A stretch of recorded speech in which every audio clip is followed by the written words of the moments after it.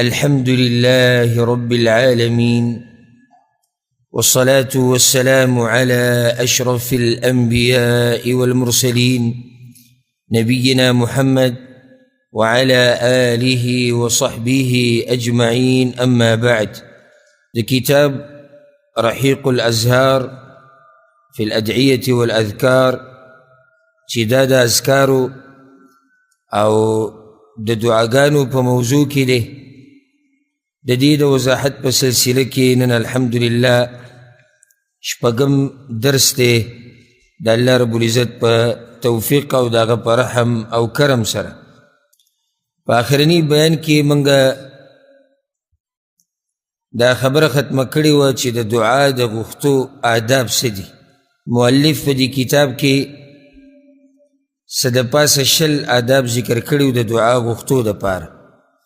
د هغې ټولو وضاحت شوی،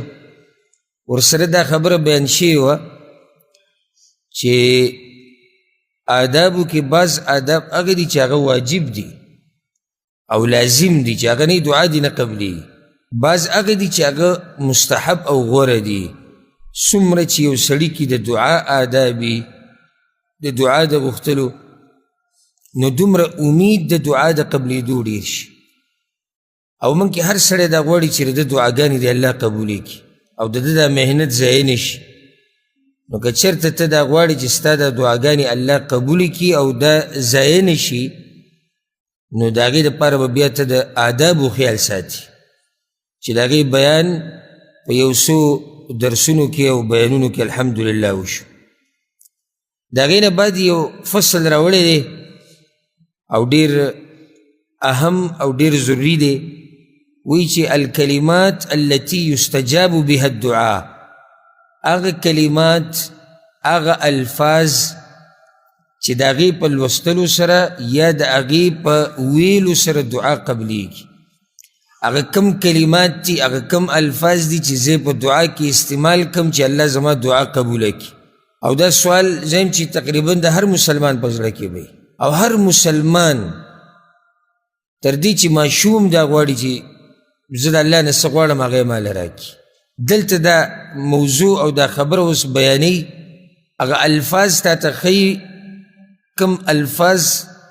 چې یو بنده د الله استعمال کړي د دعا په منځ کې، نو د ده دا دعا باذن الله الله یې قبلوي. زه به همیشه تاسو ته دا خبره رایادومه په منځ کې.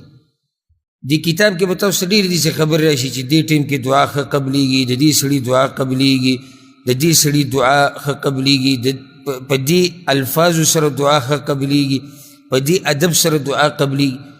نو دا یو مسله یاده کوئ چې ستاسو ذهن کې کله چې حدیث کې راشي چې د دې سړي دعا ښه قبلیږي یا دې ټیم کې دعا ښه قبلیږي یا په دې الفاظو سره قبلیږي، د هغې سره نور شرطونه هم دي. لکه اوس یو سړی دی هغه د اذان او د اقامت په منځ کې دعا غواړي او اذان او اقامت منځ کې دعا دا قبلیږي. یو سړی د اذان او د اقامت په منځ کې دعا غواړي او بیا هم نه قبلیږي، خو سیچل به یې که راته نور شرطونه هم دي. یوازې دا نه ده چې ته بس دقه یو خبرې ته کښېنې چې بهی زه دا کوم زما دعا به قبولی شي. نورې خبرې هم دي، د هغې به هم خیال ساتي. لکه دې داسې مثال دی،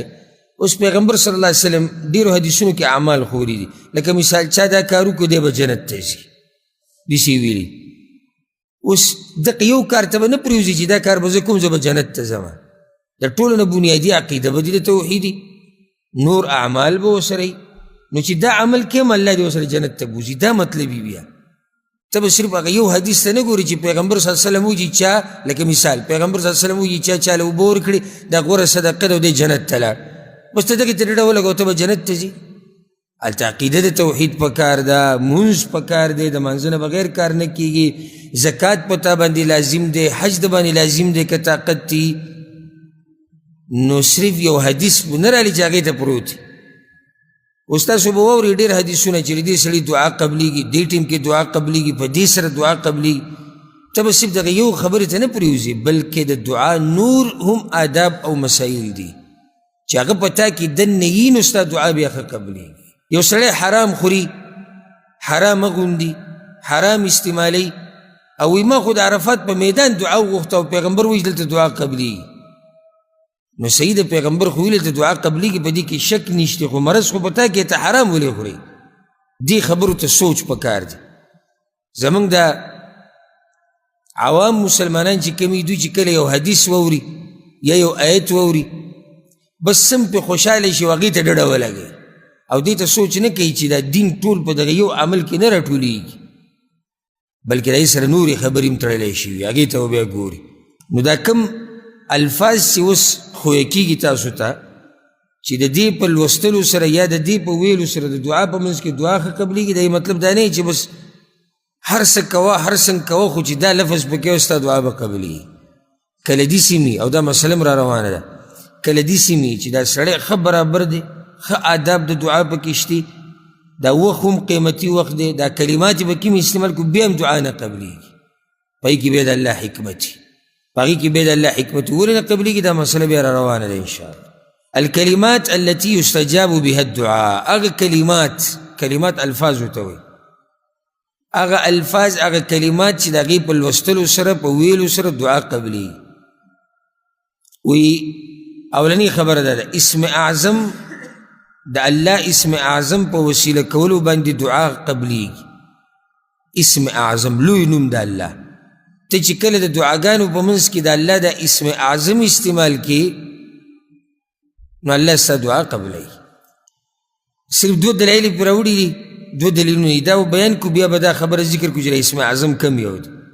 اولنی دلیل راوړی دی عن بریده رضی الله عنه د بریده رضی الله عنه روایت دی چې د امام ترمذي امام ابن ماجه راوړی ان رسول الله صلی الله علیه وسلم سمع رجلا یقول پیغمبر صلی الله علیه وسلم یو د یو سړي دعا یې واورېد هغه دا وي دې دعا ته ګوره او ځکه ما تاسو ته ویلي چې دا کتاب چې تاسو سره نه نو دا دعاګانې تاسو ته نه یادي اوس په دې کې په سوونو دعاګانې په دې کتاب کې را جمع شوي دي ستا دماغ دومره تیز خو نه چې په سوونو دعاګانې ته یادي بغیر د کتاب چې تا سره کتاب دا اوس قیمتي الفاظ خو یې کېږي بدقسمته به هغه سړی چې دا الفاظ هغه یاد نه کړي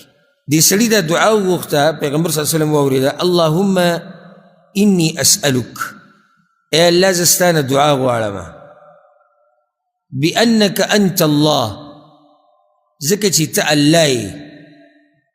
لا الہ الا انت ستانا علاوہ بلد بندگی حقدار نشت الاحد الصمد تیک یوازی تبی نیازے الصمد بی نیاز بی حاجت چاہتا حاجت نلری خلق تاتا حاجت لری الذي لم يلد ولم يولد اغا الله چی نتی سوک پیدا دی او نه دا الله او نه دا الله دا چانه پیدا دی ولم يكن له كفوا احد او دا دی الله پشان هیڅ سوک نشتی دا دعا روت مختصر دعا دا خو ډیره اوچته ده چې تاسو اوس واورئ پیغمبر صلی الله علیه وسلم دې باره کې څه وایي اللهم إني أسألك بأنك أنت الله لا إله إلا أنت الأحد الصمد الذي لم يلد ولم يولد ولم يكن له كفوا أحد دیوی بیا مخکې به خپل سوال کړی څه به غوښتي پیغمبر صلی الله علیه وسلم دا وی فقال النبي صلی الله علیه وسلم پیغمبر صلی الله علیه وسلم وی لقد سأل الله باسمه الأعظم دی انسان اسم اعظم سره د الله نه دعا وغوښته د الله اسم اعظم یاد کو دا پیغمبر وی الذي اذا سئل به اعطى واذا دعي به اجاب الله وی پیغمبر صلی الله علیه وسلم وی د الله هغه اسم اعظم دی سړي یاد کو چې په هغې سره څوک هم څه غواړي نو ورته میلاویږي او چې کله په هغې سره غوښتنه وکړی شي نو هغه قبلیږي اسم اعظم دا خاصیت دی چې اسم اعظم دی د الله یاد کو بیا چې د الله نه څه غواړي تالی درکوي او چې کومه دعا غواړي هغه قبلیږي دې سړي وي د الله اسم اعظم یاد کړی او وی دا هغه نوم دی چې دی اوس څه غواړي الله به ورله ورکوي دویم دلیل راوړی د انس بن مالک رضی الله عنه روایت دی د امام ابن ماجه راوړی سمع النبي صلى الله عليه وسلم رجلا يقول پیغمبر صلی الله علیه وسلم دیو سړي دعا واورېده دعا یې غوښته پیغمبر صلی الله علیه وسلم واورېده هغه دا وي اللهم انی اسألک یا الله زه ستانه سوال کومه ستانه دعا غواړمه بأن لك الحمد ځکه چې ستا دپاره ستاینه ده حمد ستاینې ته وایي ټولې ستاینې ټول د کمال صفتونه دا خاص د الله دپاره دي هر چې د مخلوق دپاره ستاینه ده نو هغه داسې نشي کېدی چې ته دا ووایې چې پلانې د ټولو اوچتو صفاتو خاوند دی دا نشي کېدی هر انسان کې څه نه څه کمې هغه شتي چې کمې پکې نشتي نو هغه یو ذات دی الله سبحانه وتعالی هغه کې کمې نشتي هغه کې نقصان نشتي هر مخلوق کائنا من کان چې هر څوک دی او چې ستا په ذهن کې راځي غټ نه غټ مخلوق که ستا ذهن کې راځي په ده کې کمې شتي سوای د الله نه نو ځکه ټول د کمال صفتونه دا خاص الله لره دي ویا الله زه تا نه سوال کوم ځکه چې ستا دپاره ستاینه ده لا اله الا انت نشتی بې ستا نه د بندګۍ لایق یوازې ته حقداري د بندګۍ اله معبود ته وایي خو داسې نشي ویلی دا ترجمه به غلطه وي چې نشتی معبود مګر ته معبودان خو شتي مشرکان خو معبودان ټاکلي دي که نو داسې به وایي نشتی معبود په حق باندې مګر ته معبودان شتي خو په حق چې کم دی او کم چې د عبادت حقدار دی هغه الله سبحانه وتعالی وحدك لا شريك لك ته یو ذاتي نشتی تا سره شریک هیڅوک تا سره شریک نشتی لا شریک لك هیڅوک سره شریک نشتی د پیغمبر نه والا چې پیغمبران اوچت خلک دي ورسره ملائکه والا اولیاء الله علما نیکان مجاهدین رښتینی چې څومره خلک دي په ذهن کې راځي د مخلوق د یوې ذرې پورې په آخره کې په دې هر څه کې د الله سره هیڅوک شریک نشتی هیڅوک د الله سره شریک نشتی نه ولی نه نبی نه ګټه نه ونه نه بزرگان او نه پیریان او نه ملائک هیڅوک د الله سره د هغه په بچایي کې شریک نشتی لا شریک لک او ځکه ګوره مخکې څه ووي لا اله الا انت وحدک ته یې کې یوازې لا شریک لک دی به تاکید وکړو ته په خپله بادشاهي کې یا الله یوازې د عبادت حقدار یا الله ته یوازې لا شریک لک په دې کې تا سره څوک برخدار نشته المنان ته منان یې منان یعنی احسان کوونکی بدیع السماوات والارض ناشنا پیدا کوونکی د اسمانونو او د ځمکو یې بدیع هغه چا ته ویل کېږي چې یو شی پیدا کړي ناشنا چې مخکې چا نه پیدا کړی نو الله ته بدیع السماوات والارض ولې ویل کېږي ځکه چې د ځمکې او اسمانونه د الله نه مخکې چا نه دي پیدا کړي او ځکه ګوره بدعت ته بدعت ویل کېږي ځکه چې دا ناشنا کار دی په دین کې څه اصل او بنیاد مخکې نشتی نو الله بدیع السماوات والارض دی ولې بدیع دی ځکه چې د ځمکې او اسمانونه اول پرې هغه پیدا کړي د هغه نه مخکې چا نه دي پیدا کړي او نه څوک پیدا کولی شي ذو الجلال والاکرام اوچت شان او عزت والی دې سړي د الله حمد وي ثنا وي د الله صفات بیان بیا به مخکې څه دعا غوښتلي فقال النبي صلی الله علیه وسلم نو پیغمبر صلی الله علیه وسلم دا خبره وکړه لقد سأل الله باسمه الاعظم دې سړي د الله نه سوال وکړو غوښتنه وکړه د الله په لوی نوم یادولو سره الذي اذا سئل به اعطى واذا دعي به اجاب هغه نوم چې کله په هغې سره د هغه الله نه سوال وکړی شي نو هغه یې ورکوي او کله چې دعا وغوښتلی شي نو قبلی یې دا دو دلایل په دې راوړي دي چې اسم اعظم په دعاګانو کې ډېر غواړه یادوئ اسم اعظم پکې یادوه الله به دله دعا قبلی دلته هم سوال زړه ته راځي چې الله اسم اعظم کم یو دی زه به مختصر خبر وکړم او که څوک ډېر تفصیل غواړي نو ما د الله نومونه چې کله بیانول نو د هغې په اوله کې په اولني 2-3 درسونو کې څه دا خبره شوې ده ښه په تفصیل سره دا خبر واضح شوی ده په دلایلو سره چې د الله اسم اعظم کم یو دی. په دې کې د علماو لوی اختلاف راغلی دی چې د اسم اعظم د الله لوی نوم کم یو دی چې هغه څوک یاد کړي نو الله ورله هر څه ورکوي.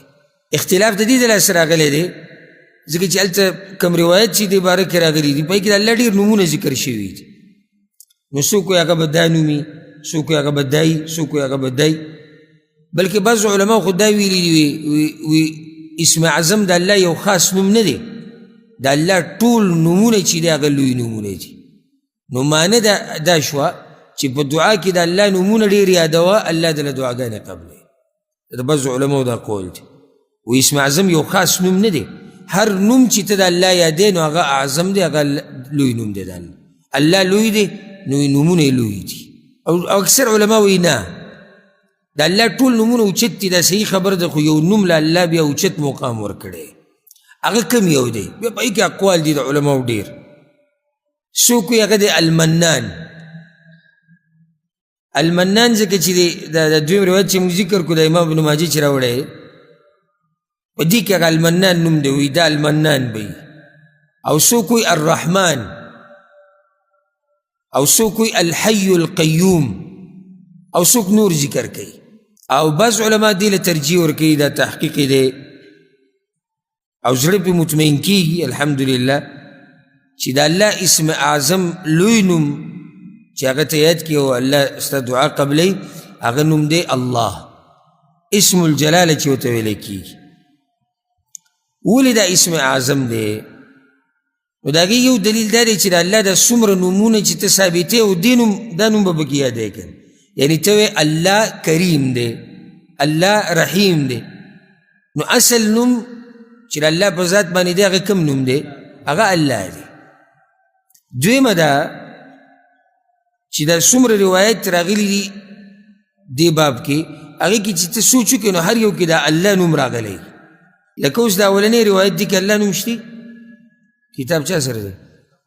بأنک انت الله، بأنک انت الله دې کې راغلی الله نوم. او دا ته فایده ذکر کو په څومره روایتو کې چې د اسم اعظم تذکر راغلی په هغه ټولو روایتو کې سندن دا مضبوط روایت دی. د دویم کې الله نوم کوم ځای کې دی؟ بارک الله فیک. اللهم، اللهم معنی یعنی یا الله، اے الله. نو دلته مشته اوس د الله نوم په دوانو روایتو کې موجود دی. هلته الاحد الصمد دی، دلته نشته. دلته المنان بدیع السماوات والارض، هلته نشته. حالانکه پیغمبر صلی الله علیه وسلم دلته ویلي دلته ویلي دی سړي د الله لوی نوم یاد کو که نه. نو دا لوی نوم دلته اولته بدلیږي خو نه بیا که نه بدل شو، بدل خو نه شو، خو دا لوی نوم چې یاد کړی خو معنی دی چې هغه د دواړو ځایونو کې شتي. په دې اولني روایت کې مشتي الله بأنک انت الله، اولته مشتي اللهم، او دې دویم کې اللهم دلته دې سره راغلی دی. والله اعلم. ما تاسو ته چې د مسله کې د علماو اقوال دي. څوک پکې دا وایي د الله اسم اعظم چې دی الاحد الصمد، دا د الله اسم اعظم دی، الاحد الصمد الذي لم يلد ولم يولد ولم يكن له كفوا احد. دا چې په دعا کې وي نو ستا دعا قبلي. دا خو یو خبره شو چې دلایل په دې مضبوط دي چې د الله اسم اعظم هغه کوم یو دی؟ الله. او که چېرته ته دا ټول یاد کې ووایې دعاګانو منځ کې نو څه تاوان تا ته رسي، څه نقصان تا ته رسي چې ته د الله نوم یاد کې المنان، الاحد، الصمد، بدیع السماوات والارض، ذو الجلال والاکرام، او بیا دعاګانې غواړې. نو څومره ښایسته دعاګانې به هغه چې په هغې کې د الله نومونه او صفات ذکر شي. نو اولنۍ خبره چې د هغې په یادولو سره د دعا په منځ کې دعا قبلیږي هغه کومه خبره ده؟ د الله اسم اعظم، دا الله ته وسیله کول په دې سره دعاګانې قبلیږي. دویمه خبره ذکر کړې ده، وایي چې دعا په لاندې حدیثونو کې ذکر شوو الفاظو سره وغوښتلی شي. لاندې یو څو حدیثونه راوړي دي، وایي دې حدیثونو کې چې کوم الفاظ دي که دا د دعا کې ذکر کړو الله دله دعا قبلوي. اوس دا کوم الفاظ دي؟ نو دلته څلور روایت راوړي دي، هغو ګوته کې دي. اولنی روایت تے د سعد رضی اللہ عنہ پیغمبر صلی اللہ علیہ وسلم دا روایت امام حاکم راوڑے دے او سندن الحمدللہ خصی روایت تے امام ترمیزی راوڑے پیغمبر صلی اللہ علیہ وسلم وی دعوت ذی النون اذ دعا ربه وهو في بطن الحوت وی دعا دا یونس علیہ السلام یونس علیہ السلام تا ذی النون ولکی گا والنون پر عربی کسی تا ہوئی مہی تا ہوئی نو دعا دا مہی والا یعنی یونس علیہ السلام چی کل آغا دا مہی پا خیٹ کی پروت او دا دعای غختلی وا آگی کسو پیغمبر صلی اللہ علیہ وسلم وی لا الہ الا انت سبحانک انی کنتو من الظالمین دا آگا غختلی وا کنو دا دعای غختلی وا دا ذکری کرو لا الہ الا انت نشتی دا عبادت حقدار مگر تے یا اللہ سبحانک تا پاکی دا ہر عیب و نقصان اللہ دا ہر عیب و نقصان نا پاک تے ہر آگا خبرہ چی دا اللہ دا شان سر نخی اللہ دا گی نا پاک تے او اللہ لائق دا ہر آگا صفت تے چی دا آگا دا شان سر خی نو اوچت صفات دا اللہ دا پار دی آگا صفات چی دا اللہ دا پارا عیب گنلے کی گی آگا دا اللہ دا پارا نیتی لکہ مثال والا بچی پیدا کی دل نو زمان دا پارا اچت صفت تے لیکن دیو سڑی چی بچی پیدا کی گی نو دا خس صفت تے کہ بد صفت تے خس صفت تے کمال دے عیب ندے نقصان ندے خدا اللہ دا پارا بچے دا عیب و نقصان دے زکر منگ چی بچی تے ضرورت لرونو منگ کمزوریو منگ بوڑاگان کیگو منگ کمزوری کیگو با منگ مرگ رازی نو دیتم سوچی چی دا بچے کے سوال ای چی دا دعا برا لگواری نو دا دی رونو خویندو خیال بساتی دا میراث او دا دی حقدار بشی زمایو ذکر او نم بپاتی شی او کزا بوڑا شم نو زما دا پارا با دا امساو دا کونٹی کار کئی اللہ تا خودی ضرورت نشتی وعدہ کول یو سڑے وعدو کی یو خزی سر کوروالے کئی دا نقصان دے کہ دا کمال صفت تے دا کمال دے نقصان پہ انسان کی دا دے چی دے وعدہ نیشی کولے او دے دا خیل سر کوروالے نیشی کولے دا عیب دے نقصان دے خدا اللہ دا پارا وعدہ او دا غد پارا بی بی دا نقصان دے نو دا غد پارا کمال دا دے چی دا اللہ نا خزشتی او نے بچیشتی او نو تا ضرورت لری اس گورا تکبر دا انسان دا پارا کمال دے کہ نقصان دے نقصان دے عیب دے تکبر دا صفت خو بد صفت دے ولی زمان دا پارا عیب دے ذکر چی دا زمان دا بدن نے بدن دا لائق دا دی ندے چی موتا پی لویو کو لگا تا لوی دا سکے پسکے پا دی بدن چی کی دی چی سکن بعد پروتے و بیاوے چی ڈاکٹر لے مورا سو پا دی کے سوئے مچی دا بدن دی دا دی لائقی چی پا دی تکبروش تب دا مال کے چی کی دی چی لگ ساتھ بات نہیں تب دی زور کے چی دی سو رزو لے بیا ختم شی نو ذکر زمان دا بدن دا دی لائق ندے چی منگ پا دی باندی سو کو لویو تکبرو کو ہر چی اللہ دے نو اگر پوری تکبر خون کئی اگر پوری لوی خون کئی اولی علاقہ متکبر دے یرا اللہ پا دی متکبر دے ذکر چی ہمیشہ باتی کی دن کے دے ہمیشہ جوندے دے ہمیشہ زورور دے سچی اوگواری اگر کئی اگر خوب نرازی دا اگر خبر نہیں ریگی اگر دا چانا نہیں ریگی اگر چی کم فیصلہ اوگواری اگر نافذی دا ہر صداغ دی اگر تا واپس کی گی اگر تا پاتی کی نو دیسی ذات پوری تکبر خون کئی دیسی ذات پوری تکبر اولوی اگر خون کئی دنیا اگر باچایان تیر شوی دی بتاریخ کی خزورور باچایان تیر شوی خزورور او اس خاورو لین دی پراتی دی کچر تتا دا آغا خبری واوری دی چکی میں غٹی غٹی خبری کڑی او بید خاورو دی ڈیری تو گره چی بدل پاسا پروت تینو خندا بدرش چی دتا چاوی چی دو ما غٹی غٹی وائی نن دی دا حال دی نو انسان بسی او تکبر بدا غسی او لوی بسی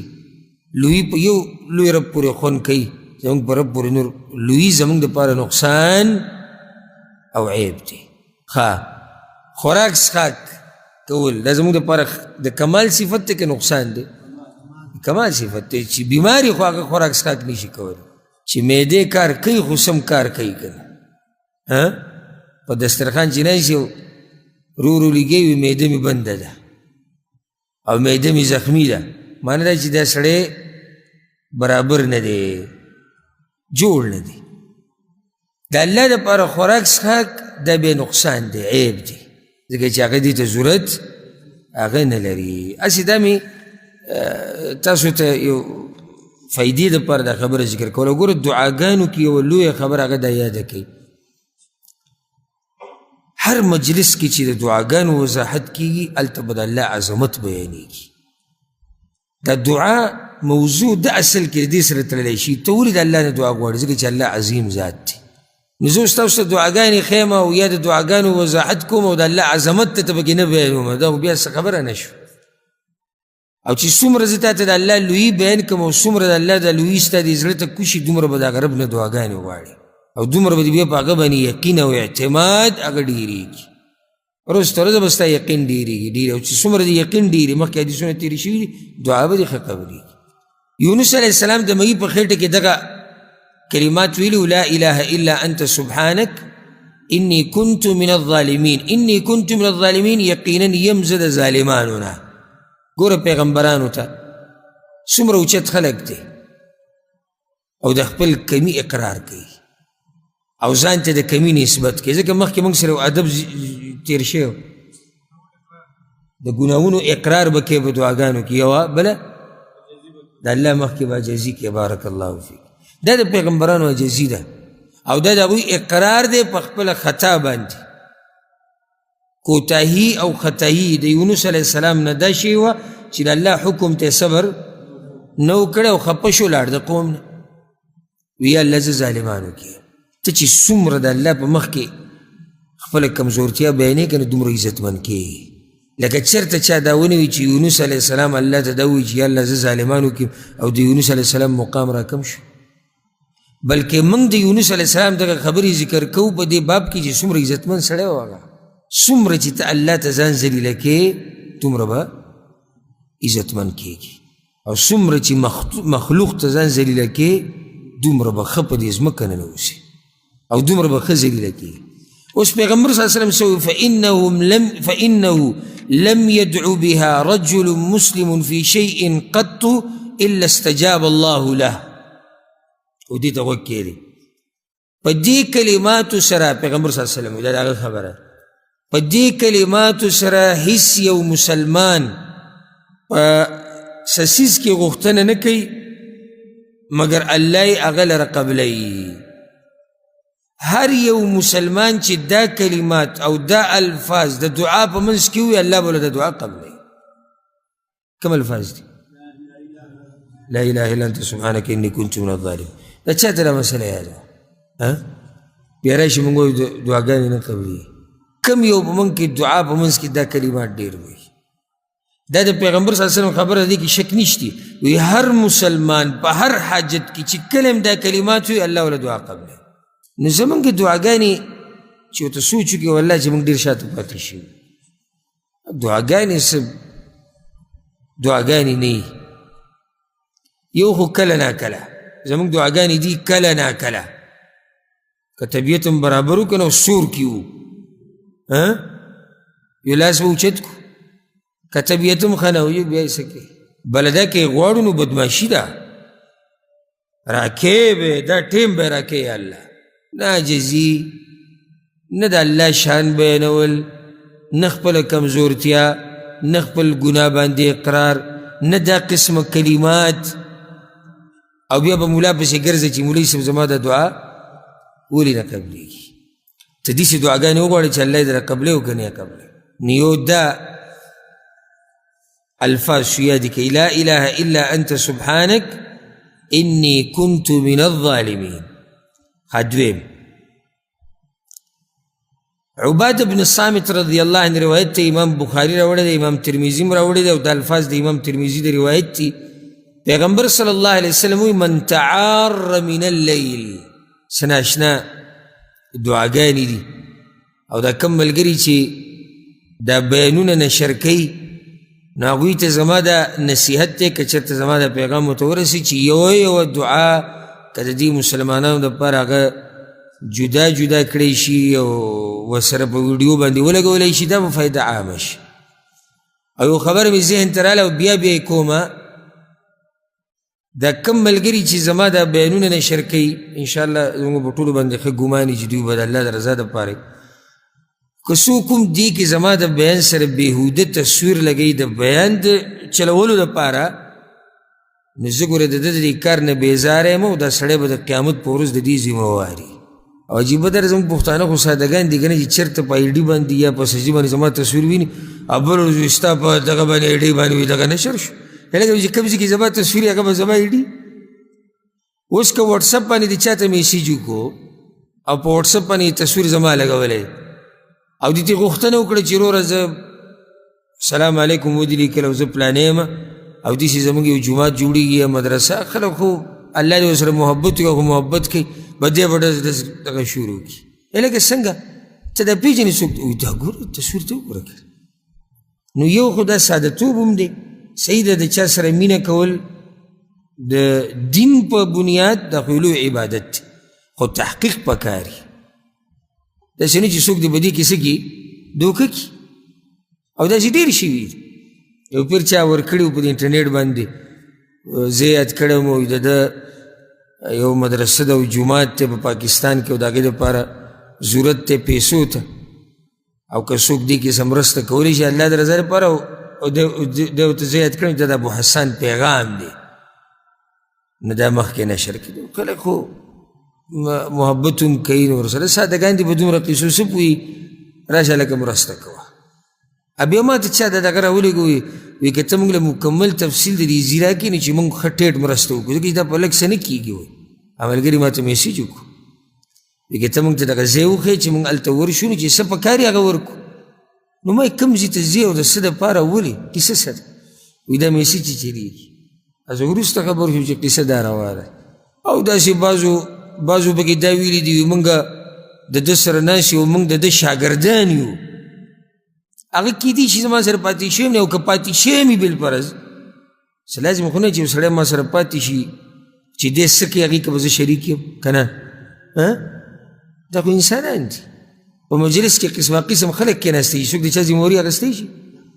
نشي اخیستی. بلکې که چېرته موږ داسې هم ووایو چې یاره دا سړی ښه سړی دی نو ګوره دا م یاده کړه چې دا هغه وخت پورې موږ وایو چې دی ښه سړی سبا له دی څنګه دی دا خو الله ته پته ده که نه. اوس سبا له دی یو غلط کار وکړي بیا ما ته یو سړی وایي چې تا چې بله ورځ وایي چې دا ښه سړی دی خو ما بله ورځ وایي چې ښه سړی دی که نه د سبا نه زه څه خبر یم زړونه خو د الله په ګوتو کې دي. هغه یو سړی راغی د پیغمبر صلی الله علیه وسلم څخه نصراني ایمان یې راوړو د پیغمبر صلی الله علیه وسلم په مجلس کې کېناست بیا لاړ مرتد شو. پیغمبر یې لیدلی او بیا مرتد شو. اوس دې باره کې بس چې دا خو د پیغمبر سره ناسو خو ناسو اوس مرتد شو که نه. نو زما دې رونو ته ټولو ته دا نصیحت دی چې ګوره هر ځای کې زما نوم یا تصویر وینې دی مطلب نه دا زه یم. ډېر ملګري دي چې الله دې ول اجرونه ورکړي چې دا بیانونه نشر کوي او زه پې خوشحالېږم په دې باندې چې څوک زما دا بیانونه نشر کوي او زه کوم هم دې دپاره ما دې دپاره نه دي کړي چې زه کمره کې بند کړم او که زما مقصد دا وي چې بیان نه نشر کوم نو زه تاسو ته ولې کوم خو دا څه چې ما زده کړي دا ما په سینه کې ساتلی قبر ته مې وړي او زه کوم دې لپاره چې خلک یې نشر کړي خو شریعت په حدودو کې دننه بیان باندې بېهوده تصویر لګول د دې دپاره چې خلک بیان وګوري قیامت په ورځ دا سړی زه به ترې الله په مخ کې تپوس کوم. دا زما د پیغام ټولو ته ورسوي. شرعي حدودو کې دننه یو تصویر دې ولګوو چې شریعت کې د هغې گنجایش دي لکه مثال کې موضوع ده هسې مثال په ځمکه باندې زکات شتي او که نه او چا ورسره د ځمکې تصویر لګولی دی یا مثال کې مالی لین دین دوه کسان ولاړ دي یو بل له پیسې ورکوي راورکوي دا اوس مناسب دي که نه خو چې غیر شرعي تصویران او دا ماته پته ده چې دا نن سبا یو طریقه راوتې ده چې څومره ته داسې ګډوډ تصویر لګي هغه ویډیو کتې کېږي د الله نه یره پکار ده او دا تصویر چې څومره خلک بیا ګوري څومره خلک نو ګناه په دغه کس ده او الله به موږ له انشاءالله د دې بیان اجر راکوي. نو د تاوان وکړو که ګټه وکړه تاوان دی خوشحاله چې بیان ډېر چلیږي خو دا تصویر چې څومره خلک ګوري خو ته ګناه هم ګټې که نه نو دا دغه ملګرو ته خفه کېږي دا نه معنه دا اصلاحي خبره ده او زه ګورې د دې هېڅ قسمه قیسې ذموار نه یم هېڅ قسمه قیسې زه ذموار نه یم زه ذموار د هغه بیان یم چې ما کړی دی زما په آواز هغې زه ذموار یم اوس که داسې وشي چې د بل چا زما آواز راویستی هغې هم بیا تحقیق پکار دی نور چې زه څه ووایم او ما ته یقیني پته وي زه د هغې ذموار یم څوک رانته پوښ کولی تا ولې دا خبره کوله زه به وضاحت وکړم خو دا انټرنیټ کې هلته ده ټویټر کې ده فیسبوک کې ده ټیک ټاک کې ده فلاني شي کې ده زه دې قصو نه څه خبرې کوي څوک به کوي که نه پوه شوي که نه بل یو کس ما ته ده ووي ټیک ټاک پورې خبره راله وی ټیک ټاک ما ته وی شیخ صاحب وی دغه ټیک ټاک کې ستا د بیانونه ډېر مزدار دی او دغه ستا د آی ډي ما ټیک ټاک کې زما آی ډي څه کوي او ټیک ټاک کې زه څه کوم ها دا بعض ملګري دي الله دې ول اجر ورکړي بیانونه نشر کړي دي لګیا دي دا خبیثان پکې خباثت نشر کوي فاسقان پکې فسق نشر کوي ده پکې بیان نشر کړي الله دې ول اجر ورکړي وګوره دا زه نه یم دا مه یاده کړه دا زه نه یم وګوره نو دې خبرو کې احتیاط پکار دی ځکه چې په دې باندې بیا څه چل وشي هغه عوام چې تحقیق نه کوي هغوی ته بیا بله مسله بیا جوړه شي او داسې خلک دي چې تحقیق نشته که نه اوس دي چې درس راتلم اوس دا ټیم ما ته میسیج راغی او بس ما موبایل درس راتلم موبایل مې بندو درس راځم زه موبایل بندو چې موبایل مې بندو به دا میسیج راغی ما زه چې وګورو چې څه دي مختصر کلیپ و مختصري ځای اورم نو په هغې کې دا وایي چې لکه ته برای کرم دا معلومات ما له راکړې ځکه چې دلته کسان لګیا دي وایي په د اهل بدعو کې او زه یې تنګ کړم چې دی په سعودي عرب باندې بند دی نو ولې دی بند دی که دی حق پرست خو دی په سعودي عرب نه بندېدو که نو ما اوس د دې څه جواب یو سړی په سعودي عرب کې ناست دی او په سعودي عرب بند دی دې دغه ته چې ته سوچ کړی ناست په سعودي عرب کې دی او بند په کوم ځای دی بند په سعودي عرب دی ښه نو دا اوس دا کبر چې راته پوښ کړي دی دومره ساده سړی دی لکه دې ته سوچ نه کوي چې دا بیانونه کوم ځای کې دي د کوم ځای نه را روان دي که زه په ملک کې خو تاسو به لیدلی وایي زه هلته په ملک کې یم نو هرې خبرې څه کوئ تحقیق کوئ بې تحقیقه خبرې دا مه منئ او مه د هرې خبرې نسبت ماته کوئ چې دا وجود دی دا وجود دی او دا بد او دا بد یو وخت کې دغه نشر شوی دا خبره اهمه ده ځکه ذکر کوم چې زما دا غاړه ازادي د الله په مخ کې چا څه خبره نشر کړې وه د هغه کس نوم ابو حسان هغه هم کنیت ابو حسان ما ته یو کس میسیج وکړو چې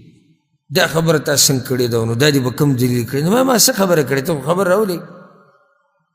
هغه څه لیکلي هغه یې راولېږل وایي دا وګوره دا ستا ما دا زما نه دي وایي دا نوم چې ورته لاندې ابو حسان لیکلی ما دنیا کې یو ابو حسان دی صرف په ضد ابو حسان یادېږم ته به دا خبرې کو بل څوک به یې که نه د الله بنده هغه به هم کونیت ابو حسان نو ما خبرې اول تحقیق کوو چې دا زه یم او که نه یم نو الله یې زموږ په حال رحم وکړي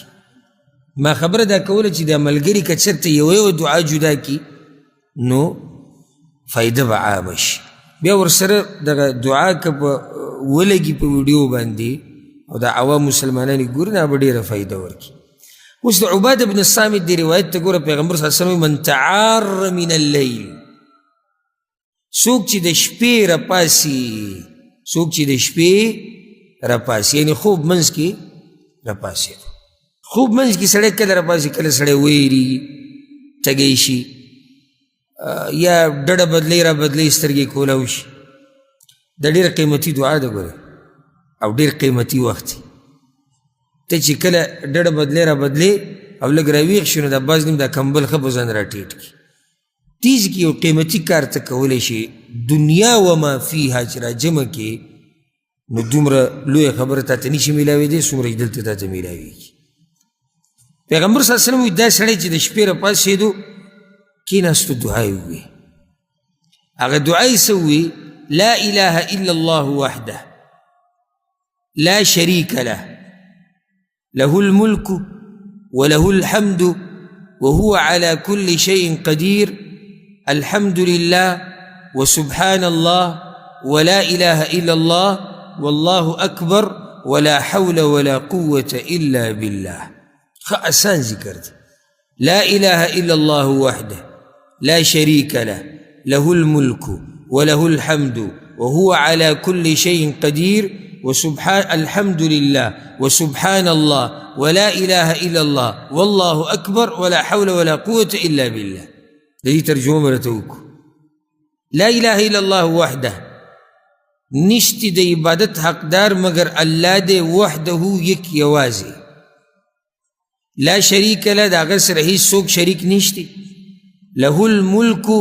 خاص د الله د پاره باچایی ده وله الحمد او خاص هغه لره ستاینه ده وهو على كل شيء قدیر او هغه په هر څیز باندې قادر دی. الحمد لله طول د کمال صفتونه خاص الله لره دي. وسبحان الله او پاک دی الله. ولا اله الا الله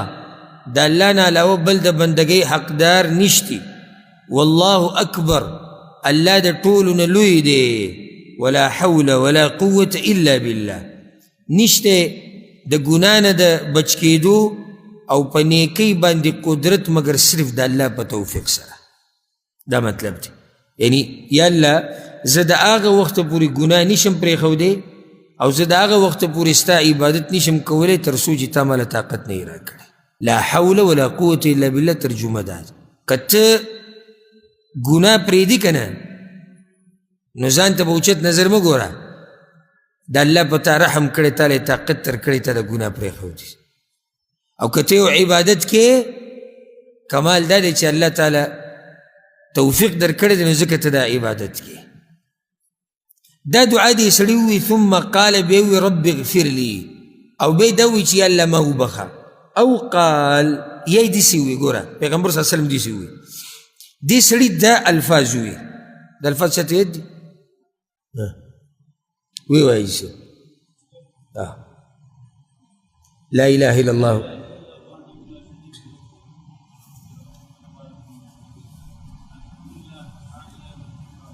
ولا اله الا الله بارك الله فيك. دا کلمات تی وی. ثم دعا پیغمبر صلی الله علیه وسلم بیا دې سړي دعا وغوښته یعنی خپل ځان د پاره د الله نه څه حاجت و هغه یې وغوښته. استجیب له الله به د ده دعا قبلوي. او صرف دا نه فإن توضأ وصلى او که چېرته دا سړی د طلایي نه پاڅېد او چاردای مې وکړو مونځ یې وکړو قبلت صلاته دغه مونځ ولم الله قبلوي. اوس ګوره دې فضیلت وظیفه ده او یاد یې کوي او څه په نمونو ناشنا وظیفه ده. دا په وظیفو پسې چې ګرځي څومره اوچته وظیفه ده. ستا څه مسله ده؟ ویجي زما کار نشته. ستا څه مسله ده؟ بچي نشته. څه مسله یې ده؟ غربت دی. څه مسله یې بیمار. څه مسله ده؟ دا ده او دا او دې نه علاوه چې الله مې وبخي، الله را باندې رحم وکړي، الله علم راکړي، الله عزت راکړي، الله کامیابي راکړي. زه درته وظیفه ښیم که د شپې چې کله هم راپاڅېدې په خوب کې چې کله هم راپاڅېدې دغه دعا ووایه، دغه کلمات ووایه، بیا پسې دعا وغواړه. پیغمبر ګرنټي درکوي دا دعا قبلېږي. زه نه وایم، دا د پیغمبر خبرې دي. او بیا په هغې پسې زیاتي الله اکبر چې مونځ دې وکړو دا مونځ هم قبول کړی شوی مونځ دی. پوه شوي به که نه؟ عملي کوي به که نه؟ څه دومره ګران کار دی؟ ته چې خوب کې راپاسې او تږی شوی اوبه به څکې که نه څکې؟ ښه پاسې ښه اوبه څکې ښه بلکې دا د موبایل دا نشهیز پکې موبایل هم وګوري که چېرته کړنګ شوی او دې وزیر اعلی ته چې ته میسیج راغلی ضروري ګوري به کې موبایل. که ته د هغې په ضد دا ووایې لا اله الا الله وحده لا شریک له له الملک وله الحمد څه به دا ټیم درته شماره کړم چې بیا نه وایي چې څومره اوږده دعا یې راته ښوولی. ګوره لا اله الا الله وحده لا شريك له له الملك وله الحمد وهو على كل شيء قدير الحمد لله وسبحان الله ولا إله إلا الله والله أكبر ولا حول ولا قوة إلا بالله. په دې باندې ولګېدو 14 سکنډه تا دا ختم کړو بیا دې الله په ما باندې رحمتونه د دنیا او د آخرت راووروه یا الله. او یا الله ما وبخه او یا الله زما د دنیا او د آخرت مسلې اسانې کړه. شپږو سیکنډه دا شو، ټول 40 سیکنډه کې تا داسې دعا وغوښته چې الله یې قبلوي. 40 سیکنډه کې تا داسې دعا وغوښته چې الله یې قبلوي. نو که پاسېدې اودس دې وکړو، 2 رکاته دې وکړو، یو پاو ساعت هلته دې ولګول، 20 منټه دې ولګول، نو داسې یو نعمت به ته را پیدا کړي چې د دې سره مقابله وکړي قبوله کړی شوي دعا او قبول کړی شوی مونځ. که نه اوچت نعمت نه دی؟ بدبختي زمونږ ده چې مونږ ته دا قسمه عبادات دا مونږ ته نه دي معلوم. دا زمونږ بدبختي دی. او بیا زمونږ اکثر مولیانو ته د الله هدایت وکړي، هغوی دا مونږ ته نه دي بیان کړي، او که راته بیان کړي دي نو اکثر هغه اذکار دي چې هغه څه دي، کمزوري روایتو کې دي. لکه اوس دغه رونه که زما دا بیان ورته چې ته ورسېدو او رسي ورته کله ناکله داسې اوري، ځکه اجارتونه چې په ما کوي خو بیان اوري که دا چې وظیفې خلکو ته ښیي په فیسبوکو کې، دا ښایسته وظیفه نه ده. ښه په صحیح حدیث کې ده، امام بخاري روایت راوړی، امام ترمیزي راوړی، ښه صحیح سند والی روایت دی، بیان یې که خلکو ته. نو ولې موږ سره د دې صحیح وظیفو څه کمی راغلی دی چې موږ کمزوري شروع کړو؟ صحیح را سره ښه ډېر رښتي، نو کمزورو ته څه ضرورت دی که نه؟ ښه دریم روایت یې راوړی دی، او دا دریم قسم الفاظ دي چې دعا منځ کې دي الله یې دعا قبلوي. عن انس رضی الله عن انس بن مالک، دا روایت امام ترمیزي راوړی دی، سندن الحمدلله دا حدیث صحیح دی. پیغمبر صلی الله علیه وسلم وی الظوا بیا ذا الجلال والاکرام. پیغمبر صلی الله علیه وسلم په خپلو دعاګانو کې لازم ونیسئ. پیغمبر وی په خپلو دعاګانو کې لازم ونیسئ دا ټکي یا ذا الجلال والاکرام، ای اوچت شان او عزت والا ذاته. په دعا کې دا څه وایه؟ ډېر وایه. څه به کې وایه؟ یا ذا الجلال والاکرام، یعنی ای اوچت شان او عزت والا ذات. لکه ته یا الله ما وبخه که نه، نو داسې وایه یا ذا الجلال والاکرام ما وبخه، یا ذا الجلال والاکرام په ما باندې رحم وکړه، یا ذا الجلال والاکرام ما د قبر د عذاب نه بچ کړه، یا ذا الجلال والاکرام زما مسایل اسان. دا ذو الجلال والاکرام دا ډېر وایه، نو دعاګانې به د الله ډېرې قبلوي. نو دا سویم ذکر شو، سویم قسم الفاظ شو. دریم که اسم اعظم ورسره کې د هغې سره څلورم شو. دا بل به اخرنی ذکر کو، دا هم دلته اخرنی روایت راوړی دی، سبحان الله ډېر ناشنا روایت دی، او دا امام نسائی راوړی دی، امام ترمیزي راوړی. او دا راته یعنی یو د خوشحالۍ زیری درکم چې څوک د قرآن او حدیث سره تعلق ساتي،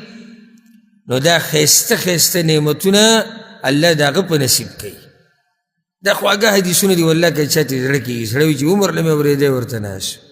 او چې دا د پیغمبر د خولې نه راوتي و د صحابه کرامو سره ناست و، څومره ناشنا خوند به یې کو.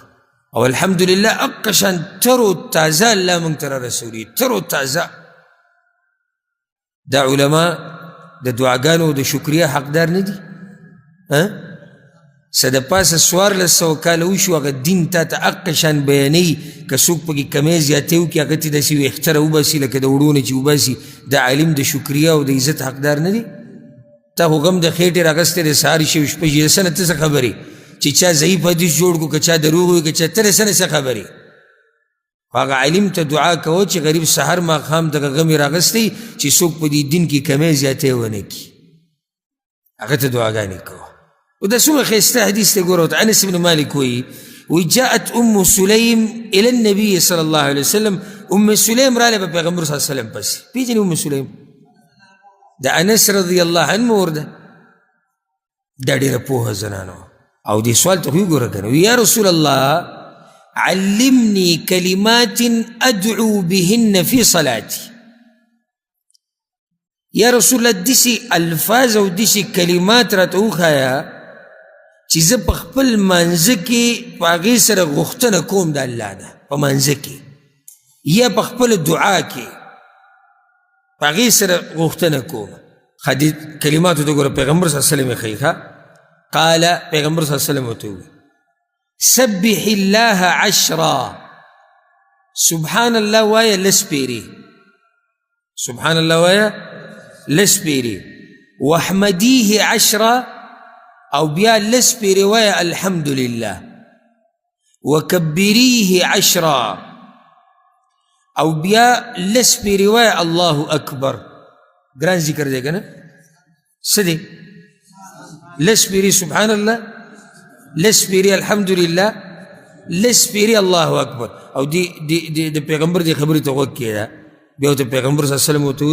وی ثم سلیه حاجتکی بیا چې د خپل څه حاجت د الله نه غواړه یقول نعم نعم هغه الله به په هر څه باندې تا ته خا خا کوي چې او قبلو به په هر صبر ته الله خا خا وي نعم نعم او منمه او منمه صحیح شو در بیک صحیح شو دا حاجت اللہ وی زبیدل پورک سمر آسان کار دی سبحان اللہ لسپیری الحمدللہ لسپیری اللہ اکبر لسپیری کار دو شو نو داغی کلمات تی چی دا دی پا ویلو سر دعا خا قبلی نو سو قسم ذکر شو دل تسلور اسم عظم سر سو شو پینزا یو اسم عظم چی یعنی اسم عظم ویل پکاری دعا منز کی نو دویم دعا دا یونس علیہ السلام لا الہ الا انت سبحانک انی کنت من الظالمین دا دعا پا منز کی ویل نو دریما دا شپی چی سوک را پاسی او اغا ذکر ہوئی اغا ذکر شو سلورم یا ذا الجلال والاکرام نو پینزم لسپیری سبحان اللہ لسپیری الحمدللہ او لسپیری اللہ اکبر جی سوک داوی نو اللہ دعاگانی قبلی پدی باندې به اکتفا وکړو انشاءاللہ را روان درس کې یو بل ناشنا فصل دی وی د دعا د قبلیدو وختونه او ځایونه دا هم ډېر قیمتي موضوع دی یعنی کم ځای کې الله دعاګانې ډېرې قبلی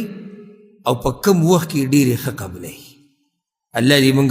پوه کړي په قرآن او په حدیث باندې او الله دې زموږ دعاګانې قبولې کړي هذا والله اعلم وصلى الله وسلم على نبينا محمد